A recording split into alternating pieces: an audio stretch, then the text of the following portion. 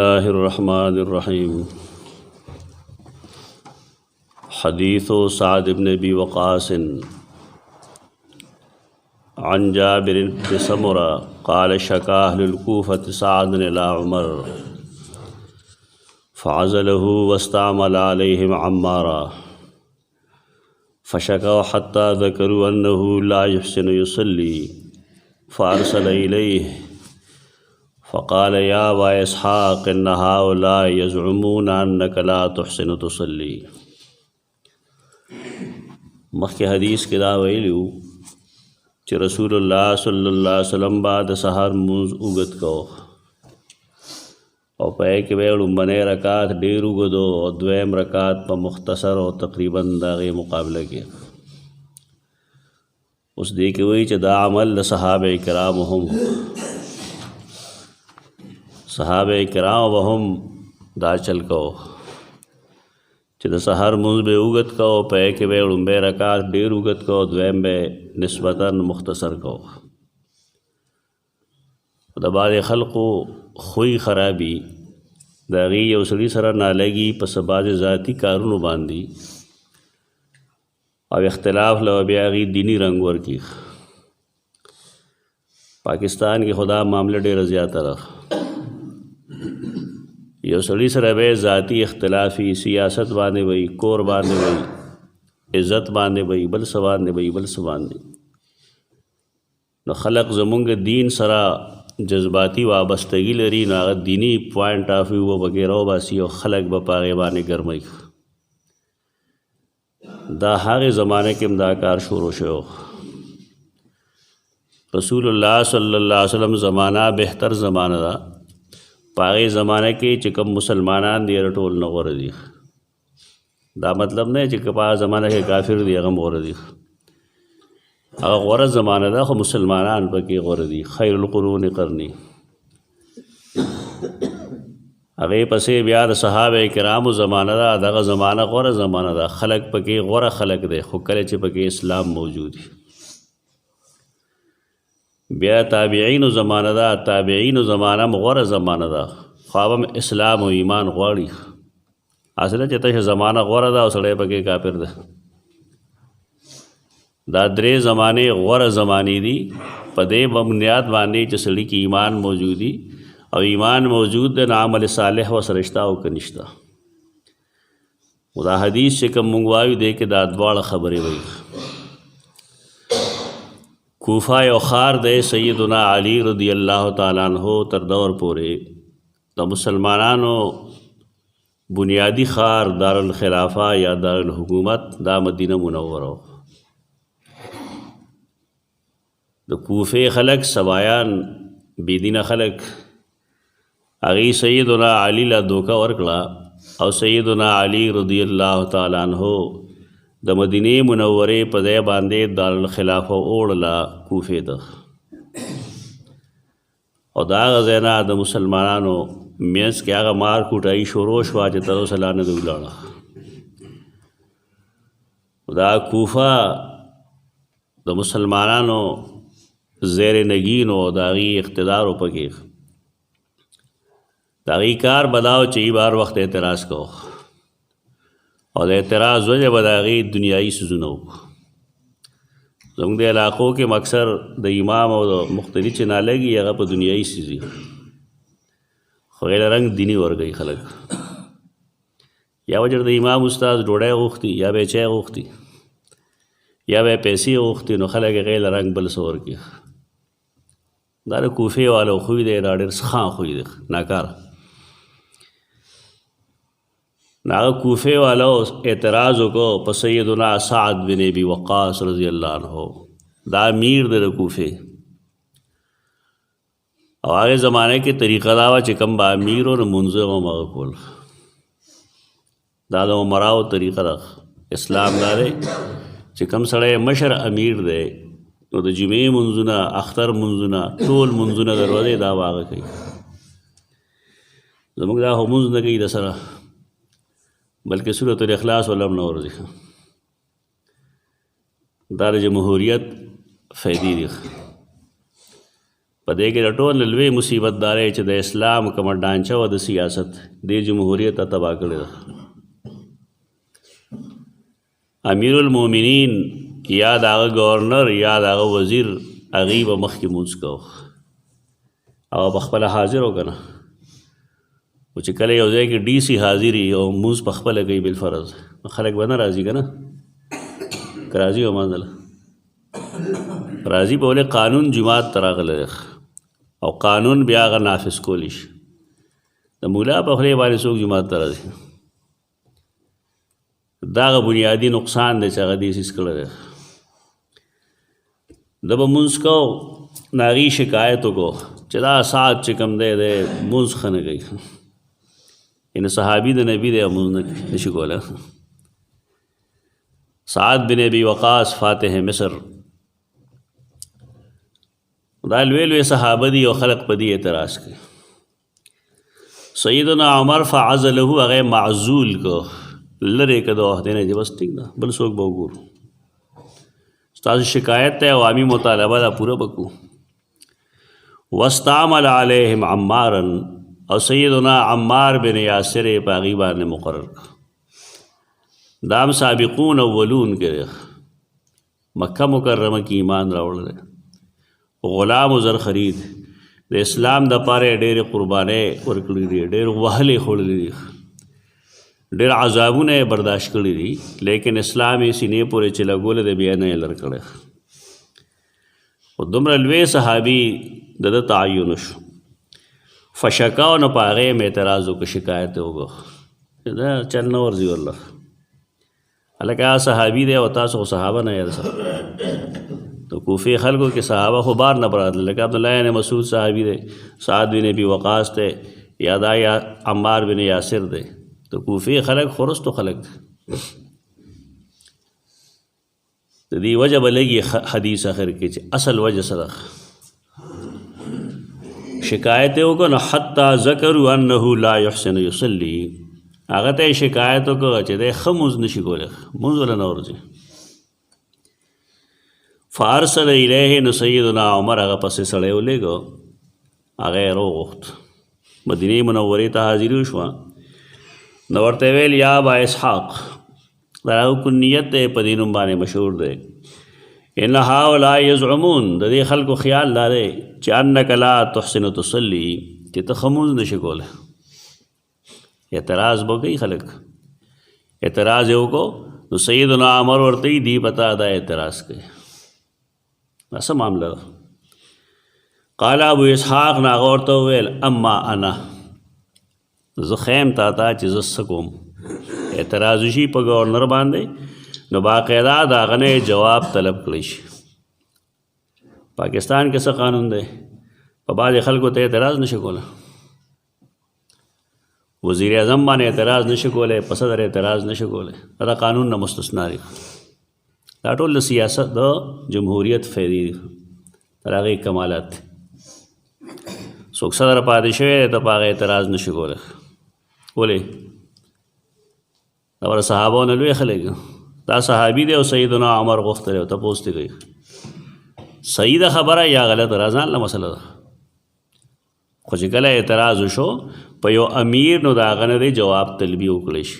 دا کنزل نه دی، جواب طلبي دا مطلب چې دا خلک داسې وایي صورتحال څه دی، ځان به مطمئن کوي امیر.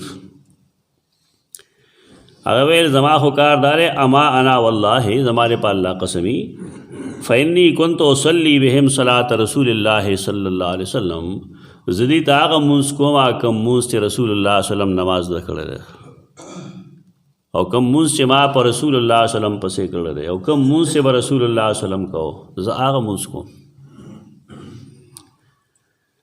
ما اخرم عنها، زه د هغې نه یو ذره بر اخوا دېخوا نه کېږم، بالکل په قیام کې، په رکوع کې، په سجود کې، په قومه کې، په قاعده کې د هغې خیال ساتم، یو ذره برم د هغې نه اخوا دېخوا کېږم نه. وصلي صلاة العشاء، د ماسخوتن مونځ کوم، فارکدو نو په هغې لږ ټایم لګوم. لږ ټایم لګول دا مطلب چې هغه سوره طارق، اعلی، غاشیه، داسې خصوص صورتونه ویلي. فارقدو فی الاولین نو پړومبنو 2 رکعتونو کې لږ ټیم لګوم، هغه 2 رکعتونه اوږده کوم. واحذفو فی الاخرین او رستنو 2 کې تخفیف کوم، مختصر کوم. سیدنا عمر په شاغو فرمایل ذالک الظن بک یا ابا اسحاق، یقین دای چې تبو هم داسې کوي. د دې اعتراض غلط کوي، اوس وجه لټی چې دې اعتراض په دولي کوي. فارسل معه رجلا او رجال، هغه سره کسان ولېږل چې لړ شي کوفې ته، الى الکوفه. فسال عنه اهل الکوفه، د کوفې والو نه تپوس وکړي چې دا اعتراض په ده کېږي، دا ولې کېږي. ولم یدع مسجدا الا سال عنه، او هغه خلق یو جماعت پرې نه خود، هر جماعت ته بتللو خلقو نه تپوس کو چې ستاسو د امیر عمار باندې دا اعتراض دی، دا ولې کوي تاسو چې د مونږ صحیح نه کوي؟ سو ګواهان شته دی. ویثنون معروفا، او ټول خلق بعد عمار بن یاسر رضی الله عنه تعریف کو چې نه دی خو صحیح مونږ کوي. دا پټول کوفه کې یو جماعت ته وس لکه پټول جماعت کې یو مقتدیه وخا مخه کو کیږي، الوار اکثر وای دار ځای کې موجود دي. چاته به دا بجلی دی ولې ولا کړی، اچھا ته به دا کار دی ولې داسې کړی. د جماعت چې خدمت کوي نو ځان د جماعت مالکان مه جوړوي. خدمت ځان له اوسې ځای آخرت ته پاره کوي. کته جماعت کې 200 روپے ولګولې نو جماعت اختیار من کېږي. ما دا بیماری دي خلکو کې. زموږ جماعت کې الحمدلله دا سونه نشته، الحمدلله لا ذلک. دلته چې سوګونه سمړی شوي دي او سم شوي دي الحمدلله. دا خو یې ما پیدا کوي. جماعت کې یو سړی راځي عبادت کوي بس سزیاته کوي، نه پوهه کوي بھائی دا شی داسې مه کوه داسې وکړه. خو ځان اختیارمن مه ګڼه، واکمن مه ګڼه د جماعت. دا غلطه طریقه ده. خدمت کوي الله دې ستانه قبول کړي، پیسې لګي الله دې ستانه قبول کړي، جماعت ته وختي راځي الله دې ستانه قبول کړي، بانګ وې امامتي کوي الله دې قبول کړي ستانه. خو دې دا مطلب نه دی امر بالمعروف او نهي المنکر ځان لسیز یو چیز غلطی نه ویل شي، میل متم ویل شي چې بھائی دا کار مکو داسې وکړه. خدا بعضې خلک وي داسې په جماعت کې به یو سړی خامخا کوږ لرګی وي، په کلي کې به هم یو جماعت داسې چې د هغې امام به هم رواني او مقتدیان به هم رواني، فساد به هغې پیدا کوي. دا یو جماعت حتی دخل مسجدا لبني عبس، بنو عبس یو خاندان دی، د هغې یو جماعت دی. هلته چې لاړل فقام رجل منهم، نو پای کې یو کس پاسېد، ټول نه پاسي، یو صاحب پاسېد، یو ته اعتراض دی او د هغه نوم اسامه بن قتاده یکنه ابا سعده، هغه ته به ابو سعد هم وایي. نو هغه وایي اما اذا نشطنا اذ نشطنا فإن سعدا، دا تا چې کوم موږ له قسم راکړه که نه نو زمونږ پر سعد اعتراض لري، مونځ مسله نشته. صحابي مونځ غلط نه کوي، مسله د مونځ نه ده. او ما خبره ده کوم چې ما تاسو ته اول کې وویله چې د مال څه خبره ده. سیدنا سعد رضی الله تعالی عنہ هغه به چې کله مال د غنیمت تقسیمو نو پای کې به د غریب او د مالدار خیال ساتو. کوم چې به غریب نه هغه به ډېر ورکو، چې کوم مالدار هغه به نه ورکول. اوس هم زکات چې راشي نه مالدار وي ټول نه مستحق زیمه. دا مزاج دی، اوس هم دا مزاج دی، پخوا هم دا مزاج. هغه جدا وخت چې سړي باندې به زکات نه کوي لاس به اوچت کړل چې به ما زکات نه کوي. خلقو ته دا پته نشته دی چې دا زکات خوړل دا څه شی دی، دا څه خورې ته دې ته اوساخ الناس وایي، دا د مال ګن دی، خیره ده. دا جدا ده چې الله د غریب دپاره جایز کړی دی. یو سړی چې مسلمان وي او پښتو پوهېږي هغه له زکات نه الټی ورځي، زه به دا خورم. دا دومره لوی ګن دی چې رسول الله صلی الله علیه وسلم خپل اولاد باندې منع کړی دی. سیدنا حسن یا سیدنا حسین یو کسو په دی کې جماعت تر زکات کجوري راغلی وي، یو ځای ډېرې لګېدلو، هغه ماشوم خړپوسې کولې هلته لړو رسېد. هغې نه یو کجور راواغسته خوله کې واچوله. رسول الله صلی وسلم د خوله کې ګوته ورکړه ویې غورځوله. دی زمونږ خلک بس وي ماشوم دی جي خیر نه ماشوم نه دی دا حرام و پاغي. رسول الله صلی الله علیه وسلم ورته وفرمایل چې بچوړیا کخ یا بنیا تو که ګندې په خولې کړی دی ته په دې نه پوهېږې چې ان الصدقة علینا حرام زکات په مونږ حرام دی. او د هغې وجه دا ده چې لأنه من اوساخ الناس دا د خلکو خیرې دي شکل یې د پیسو دی که نه. یو سړی چې لامبي په جومات کې په باتروم کې خپل ګند جمع کړي او تالی درکړي ته به یې وخورئ. دا دومره ښه شی نه دی. دا داسې عجیب و غریب خلق دی چې دوی هر څه خوري مردار هم خوري. زکات چې راشي د هغې لیست وګوره د مالدارو نومونه به یې وایي. دا کار دی دغه شان مصیبت چې راشي د چا کم سړي چې یو پوټی میخ به هم نه خراب شوی د ټول نه مخکې پیش باغی ولې د هغه سیاسي لاس رسي. سیاسیان چې کوم دی د هغه نوم به ورکړي په مستحقینو کې دی وایي ګنې ما توره وکړه ته به ډډه نه لګې او قیامت پر ورځ به دې تپوس نه چې ته یې مستحق وه که فلان کې یې مستحق و. دا څیزونه پرېږدی خپل ضمیر ژوندی کړې ضمیر بیدار کې. الله مړ نه دی انسان ته چې حاجت دی الله یې پوره کوي. سړی که دا خیالي چې زه به د کم ځای نه خورم نو دا فیصلې الله مخکې نه کړي دي.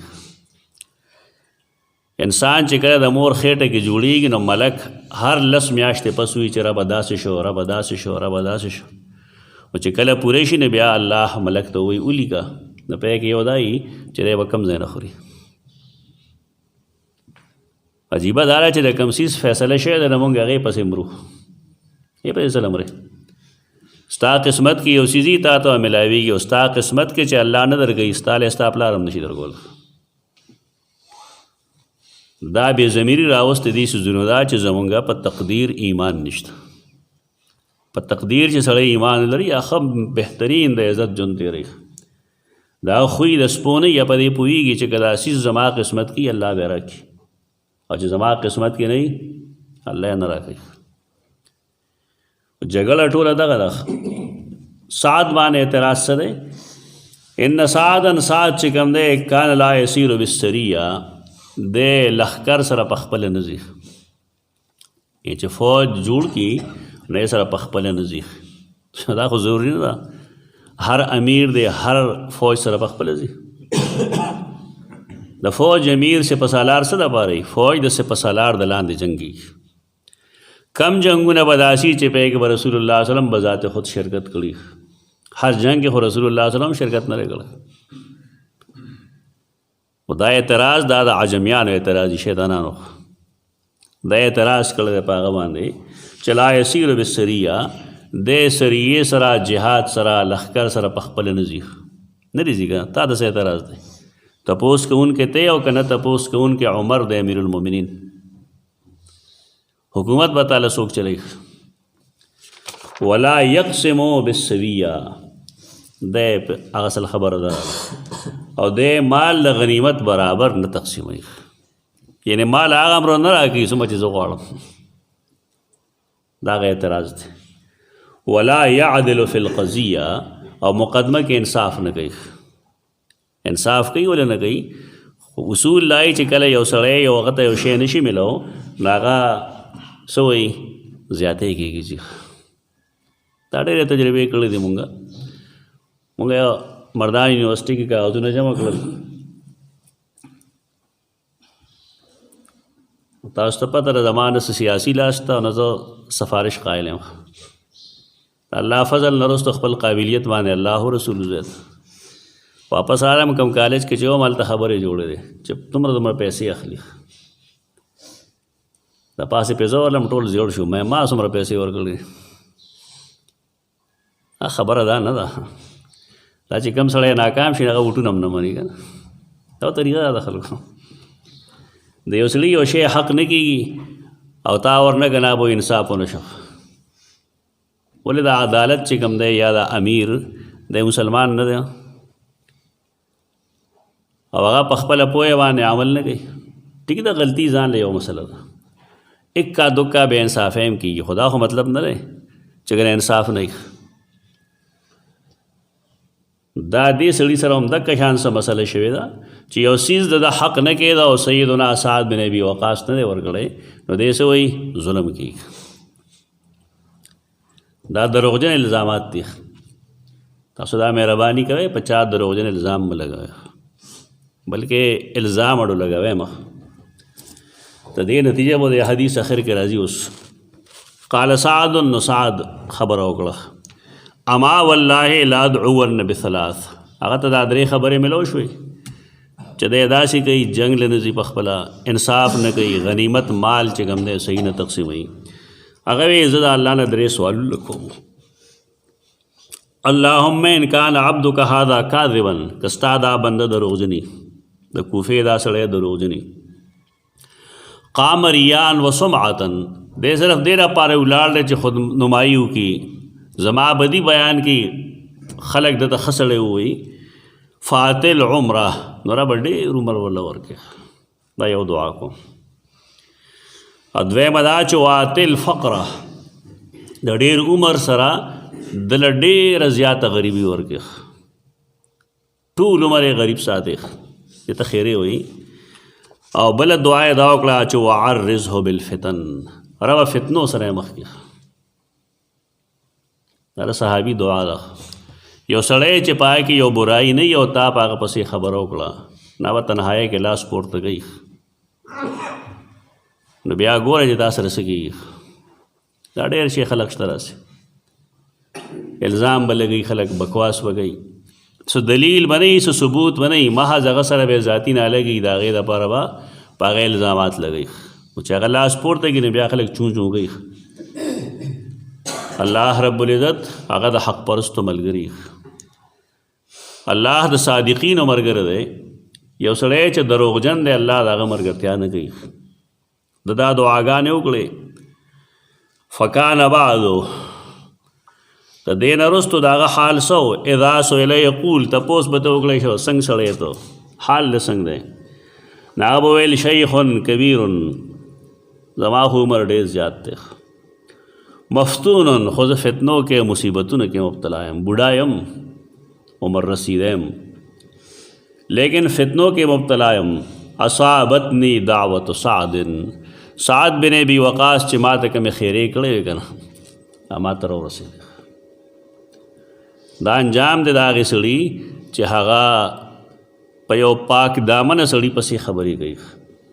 عبدالملک هغه د حدیث یو راوي دی، هغه وایي انا رأیته بعد، ما دا بوډا لیدلی و، کوفه کې مې دی لیدلی و، قد سقط حاجباه على عینیه من الکبر، دومره بوډا شوی و چې د هغه دا بره څه ورته وایي روزې دا را پرېوتې وې سترګو باندې، سترګې به یې نه ښکارېدې، دومره معمر شو.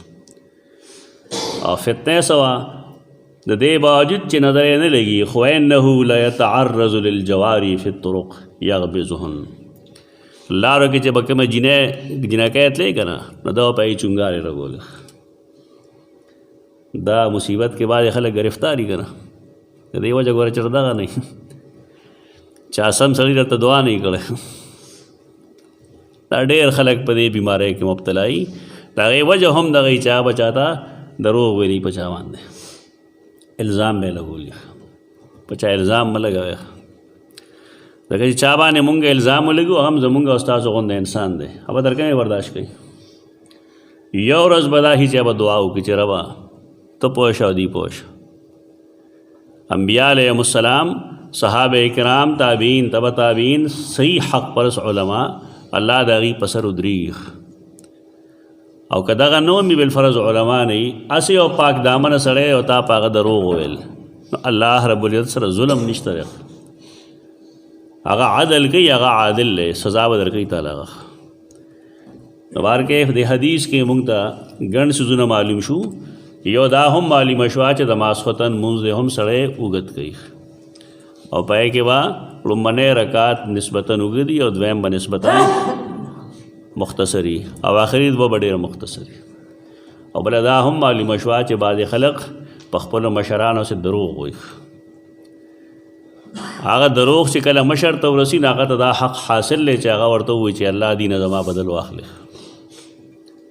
خوله خپله کنټرول ساتل پکار دی. جماعت کې خدمت کوي ته یا نور څه کار داسې کوي چې هغه عوامي کار دی نو د هغې اجر به تعالی الله درکړي، مخلوق مه تنګوه.